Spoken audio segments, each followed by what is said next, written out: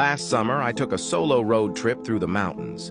I wanted some time away from everything. Just me, my thoughts, and the open road. I was driving late one night when my car started sputtering and eventually died. I managed to coast to the side of a desolate road, completely cut off from civilization. My phone had no signal, and it was pitch black outside.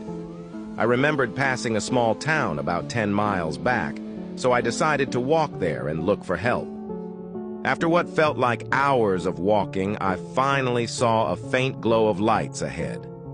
As I got closer, I realized it wasn't a town, but a single house. It was an old, run-down farmhouse, but at that point, I didn't care. I just needed a phone. I knocked on the door, and after a moment, a middle-aged woman answered. She looked startled to see me, but eventually invited me in.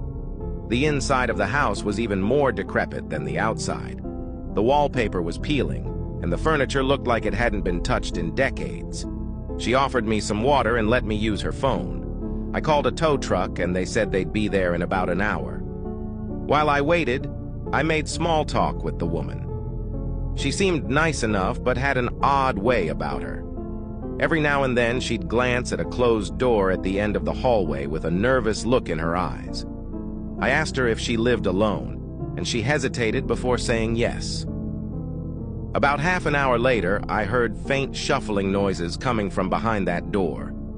I asked her if she was sure she was alone. She laughed nervously and assured me it was just the house settling, but her eyes told a different story. Follow for part 2.